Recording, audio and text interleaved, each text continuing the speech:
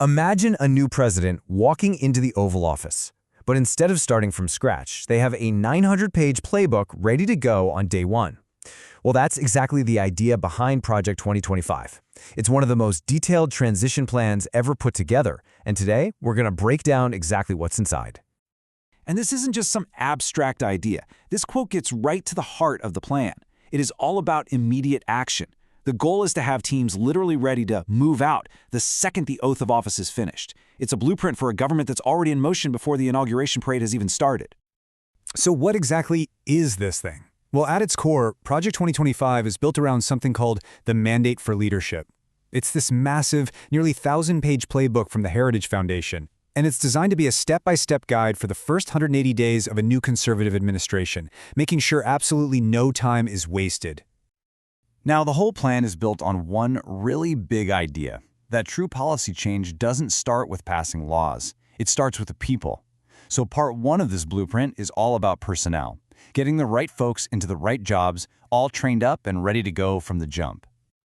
And the personnel strategy is basically a two-step process. First, they want to create what they're calling a Presidential Administration Academy to get new appointees up to speed on how government actually works. Then, second, you arm them with the playbook, those super detailed transition plans we mentioned, designed for them to take immediate action the moment they set foot in their new office. So you might be wondering why this intense focus on the people. Well, the document argues that a government isn't like a business. It doesn't have a clear profit and loss bottom line. Because of that, they say performance is really hard to measure. This makes what they call a functioning appraisal system totally essential. It's presented as the only real way to know who's doing a good job and to justify the huge reforms they want to make to the civil service. This slide really lays out the before and after picture they're painting for federal workers. On the left, you've got the plan's view of the current system, where it says most people get similar, successful ratings, and pay raises are pretty much automatic. But on the right, you see the proposed future, a system where your pay and your bonuses are strictly tied to your performance review. It's designed to create very clear winners and losers. Okay, so you've got your new people in place. What's next? Well, part two of the blueprint shifts the focus from the players on the field to the game board itself, the structure of the federal government. The strategy for reshaping federal agencies has a few key parts. The big goals are to refocus them on what the plan calls their core missions, get rid of offices they see as politicized or just redundant, and in some cases, move federal powers back down to the states. But these are pretty high-level ideas. The playbook gets way more specific. So let's make this real and look at the detailed plan for just one agency, the Environmental Protection Agency, or EPA. And the proposed changes are pretty striking. The playbook calls for getting rid of entire offices, like the Office of Environmental Justice. It suggests moving enforcement duties back into the specific departments for air, water, and land. And it even proposes legally rewriting the definition of what counts as waters of the United States to actually shrink the EPA's authority. And the EPA isn't a one-off. You see the same kind of thinking for departments all across the government. Let's take a look at another huge one that's targeted for major changes, the Department of Homeland Security. So for DHS, the plan calls for shrinking the role of CISA, that's the main cybersecurity agency, and moving some of its responsibilities over to FEMA. And even more dramatically, it proposes to completely shut down the Office of Intelligence and Analysis, keeping only a handful of its staff to be moved elsewhere. All right, so you've got a new team and a reorganized government. The final stage is all about implementation. This third part of the blueprint dives into the specific policy changes the plan wants to push through, right across the board. When it comes to foreign policy, the number one focus is economic competition with China. The playbook lays out a whole strategy to counter China's global projects and use American foreign aid to build up business alliances instead. And here's the surprising one. It actually advocates for rejoining the Trans-Pacific Partnership, a huge trade deal, specifically to build a stronger economic bloc against Beijing. So what's the justification for this laser focus on China?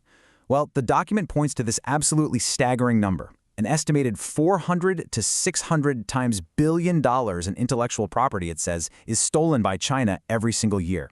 This figure is presented as the main reason why these aggressive countermeasures are so urgently needed. Now, turning to health policy, the proposed changes are really significant. The plan calls for expanding abortion-related restrictions on global health aid to cover all foreign aid. It would direct the FDA to reverse its approval of certain chemical abortion drugs, and it would end taxpayer funding for abortion providers. The document also says the Department of Health and Human Services should actively promote what it calls stable and flourishing married families. The domestic policy section is pretty broad. In education, it pushes for a school choice model, meaning public funding would follow a student to whatever school they choose, public or private. In the justice system, the focus is on making U.S. attorneys come up with concrete plans to fight violent crime. And here's a really specific labor proposal. It suggests requiring time-and-a-half pay for anyone who has to work on the Sabbath.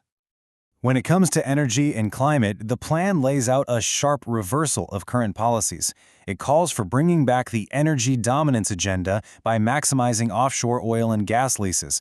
It would also get rid of the social cost of carbon.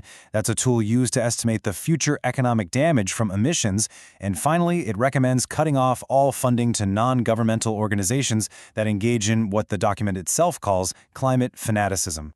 So, we've looked at the people, we've looked at the structure of government, and we've looked at the policies. But what's the big picture here? What's the fundamental philosophy that's holding all of these different pieces together? This quote, right from the document's mission statement, really gets to the core of the social vision. The overarching goal is described as a promise to restore the family as the centerpiece of American life. And you can see that theme woven through a lot of the different policy proposals we just talked about. And how does the playbook say it's going to achieve that vision? Well, the stated method is to reassert constitutional authority over the federal government. And a big part of that is removing officials who, in the document's own words, have abused the public's trust. This is really framed as the ultimate mission driving the entire project. Look, there's no question, the mandate for leadership is one of the most comprehensive presidential blueprints ever put together. It has a clear vision for pretty much every lever of government. But it leaves us with the ultimate political question, the one that always matters. What happens when a plan this detailed collides with the messy, unpredictable reality of actually governing?